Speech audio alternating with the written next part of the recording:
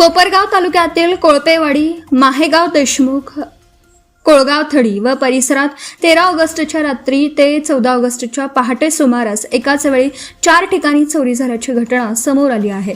चोरट्यांनी सोन्याचे दागिने, रोख रक्कम व कागदपत्र लंपास केली असून एका घटनेत महिलेच्या मानेवर दुखापत झाल्याची माहिती आहे.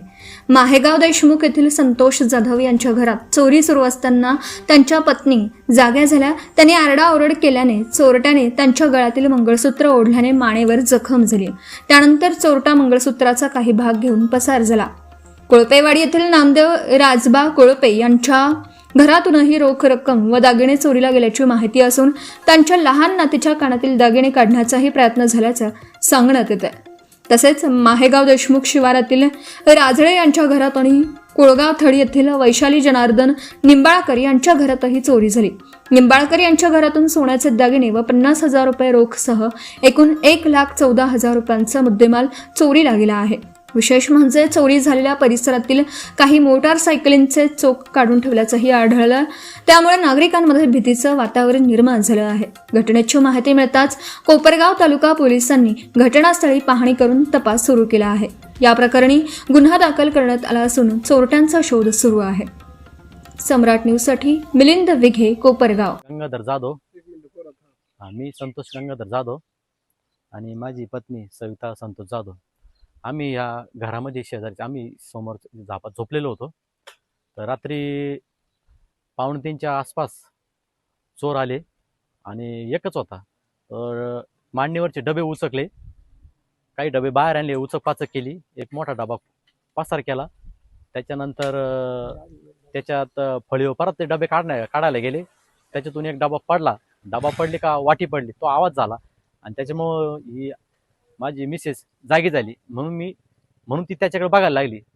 तो तिच्याकडे बघायला लागला. 2-4 सेकंदाचा अवधी गेला तेवढ्यात आणि तो तिच्याकडे आला आणि आल्यानंतर तिच्या गळ्याला हात लावला. गळ्याला हात लावल्यानंतर ती लगेच हात चोरायची म्हणून ती ओरडायला लागली. लगेच तिला आवाज निघाला. ती बो अशा पद्धतीने आवाज काढायची. कशा पद्धतीने आवाज काय निघत होतो तिलाच माहिती. पण मला जाग आली. जाग आल्यानंतर मला वाटलं माझा मुलगाच आला काय कोणी इकडं आणि हिला स्वप्न पडलं की काय, अशा याच्यात मी त्या भ्रमात होतो. मग ती म्हणे चोर चोर. मग तो पळाला आणि इथून पाठीमागून तो पसार झाला. आणि याच्या अगोदर बी घटना घडलेली आहे आमची जाधव कुटुंबातच घडली आहे. त्याला 2-1 महिन्याचा अवधी झाला असेल. त्याचा पण तपास अजून काय लागलेला नाही. त्यावेळेस त्यांचं सोनं गेलं. पोलीस प्रशासनाला आम्ही ज्यावेळेस फोन केला तर पोलीस प्रशासनाची गाडी ती लवकर यायला पाहिजे, ते लवकर वेळेवर काय आली नाही. ती बऱ्याच वेळाने आली. त्यांना पण इतर लोकांनी फोन केले, कारण बाकी ठिकाणी घटना घडल्या त्या आता सकाळी आम्हाला समजलं. आणि त्यामुळं मग त्यांचं पण त्यांना इकडं फोन तिकडं फोन सारखे फोन चालू असतील. मग ते आल्यानंतर त्यांनी बघितलं, इथं पाहिलं, फोटो बिटो घेतले आणि ते म्हणे पंचनामा वगैरे तुम्ही करून टाका, तपास करू. आणि चोर आलेले होते ते त्यांनी आमच्यावाल्या 2 रूमच्या कड्या लावल्या आणि आई वडील त्या रूम मध्ये होते.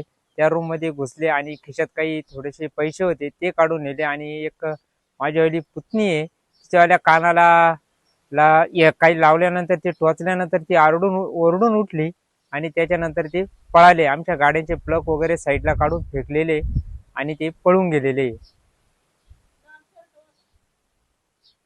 पोलीस प्रशासनाकडून तुमची काय मागणी? आमच्याकडून अशी मागणी गतीने संरक्षण द्यावं आम्हाला, कारण रात्री कधी येते आमचे लहान मुलं वगैरे कोणाला लागलं वगैरे कोणी हाणलं तर जास्त हे होऊ शकतं.